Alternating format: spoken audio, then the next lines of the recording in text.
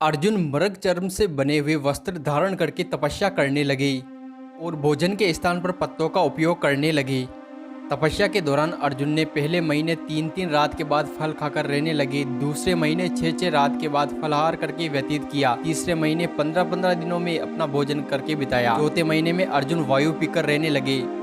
वे दोनों भुजाएं उठाकर बिना किसी सहारे के पैर के अंगूठे के अग्रभाग के बल पर खड़े रहे। अर्जुन की भयंकर तपस्या को देखकर वहां रहने वाले ऋषि भगवान शिव के पास गए और कहा, अर्जुन हिमालय के पृष्ठभाग में अपार और उग्र तपस्या कर रहे हैं और सभी दिशाओं को धुमाचांदित कर रहे हैं। अर्जुन क्या चाहते हैं इस विषय में हमें नहीं पता। तब भगवान शिव ने कहा, आप इस विषय में चिंतित मत होइए। अर्जुन के मन में जो संकल्प है उसे मैं भली भांति जानता हूँ। उसे स्वर्ग की इच्छा नहीं है, वे जो कुछ पाना चाहता है उसे मैं आज पूर्ण करूँगा। भगवान शिव ने किरात का वेश धारण करके धनुष और बाण लेकर अर्जुन की ओर निकल पड़े। उनके साथ माता पार्वती भी उन्हीं के समान वेश करके निकल गई और साथ ही अनेक नंदीगण भी उन्हीं के जैसा वेश करके उनके साथ हो लिए। जब भगवान शिव अर्जुन के पास पहुंचे तो उन्होंने देखा मुख दानव सुअर का रूप धरकर अर्जुन को मारने का उपाय सोच रहा था। उसी समय अर्जुन हाथ में गांडीव लेकर उस पर तीर चढ़ाकर पतंजा खींचकर बोला, तू यहाँ आकर मुझे निरपराध को मारने के लिए घात लगा रहा है, मैं तुझे ही यमलोक पहुंचा देता हूँ।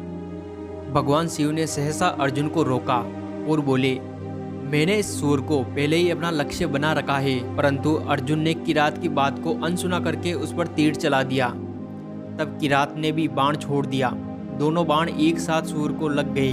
उन तीरों की भयंकर आवाज हुई। अनेक तीरों से घायल वे दानव असली रूप में प्रकट होकर मृत्यु को प्राप्त हो गया। अर्जुन ने किरात से कहा, आप कौन है जो इस वन में स्त्रियों से गिरकर चल रहे हैं? क्या आपको इस भयानक वन में भय नहीं लगता? ये सूअर तो मेरा लक्ष्य था, आपने इसे बाण क्यों मारा? यह पहले मेरे पास आया था। आपने इस शुकर को किसी कामना से मारा हो या फिर मेरा अपमान करने के लिए मारा हो, अब किसी भी दशा में मैं आपको जीवित नहीं छोड़ूंगा। इस पर भगवान किरात वेशधारी शंकर जी उस पर हंसे और कहा, वीर, इस वन में आ जाने के कारण तुम हमसे डरो मत, हम वनवासी हैं, यहाँ रहना हमारे लिए सदा उचित ही है। लेकिन तुमने इस दुष्कर वन के निवास को कैसे पसंद किया? अब अर्जुन बोला, मैं गांडीव धनुष और अग्नि के सम्मान बाण लेकर इस वन में बिना किसी भय के रहता हूँ। भगवान शिव ने कहा, मेरे बाणों से ये घायल होकर पहले ही मृत्यु को प्राप्त हो गया था। तुमसे पहले मैंने इसे निशाना बनाया था। इस पर पहला अधिकार मेरा है और मेरे ही बाणों से ये मरा है। मंद बुद्धि, अपने बल के घमंड में आकर अपने दोष दूसरों पर मत डालो। तुम्हें अपनी शक्ति पर गर्व है, तुम मेरे हाथों से नहीं बचोगे।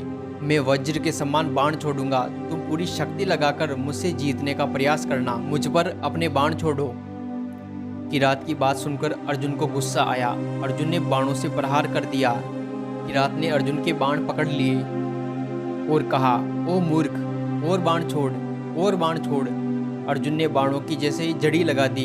किरात ने प्रसन्न चित्त से सभी बाणों को ग्रहण कर लिया और 2 ही घड़ी में बाणों की वर्षा को अपने अंदर विलीन कर लिया। और आश्चर्य की बात यह थी कि उन्हें एक भी चोट नहीं आई थी। अपनी बाण वर्षा को व्यर्थ होते देखकर अर्जुन को आश्चर्य हुआ। वे किरात को साधुवाद देने लगे और कहा, ओहो, हिमालय के शिखर पर निवास करने वाले इस किरात के अंग तो बड़े सुकुमार है, तो भी ये गांडीव के छूटे हुए बाणों को ग्रहण कर लेता है और तनिक भी विचलित नहीं होता। फिर अर्जुन मन में विचार करने लगे, ये कौन है? साक्षात भगवान रुद्रदेव, यक्ष, देवता अथवा कोई असुर तो नहीं है। इस श्रेष्ठ पर्वत पर देवताओं का आना जाना लगा रहता है। मैंने जिन बाणों की वर्षा की उसका वेग भगवान शंकर के अलावा कोई नहीं सह सकता। अगर ये भगवान शिव के अलावा कोई अन्य देवता या यक्ष है तो मैं इसे यमलोक भेज दूंगा।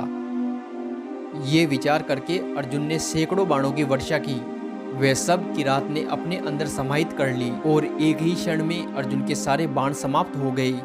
अर्जुन ने भगवान अग्निदेव को याद किया जिन्होंने उसे अक्षय तरकस दिए थे। उसके बाद अर्जुन ने गांडीव से किरात पर वार किया। उस धनुष को भी उसने अपने अंदर समाहित कर लिया। उसके बाद अर्जुन ने तलवार निकालकर उसके सिर पर वार किया। जैसे ही उसने वार किया, तलवार के टुकड़े टुकड़े हो गए। फिर अर्जुन ने वृक्ष और पत्थरों से वार किया। किरात ने उन सबको भी अपने अंदर समाहित कर लिया।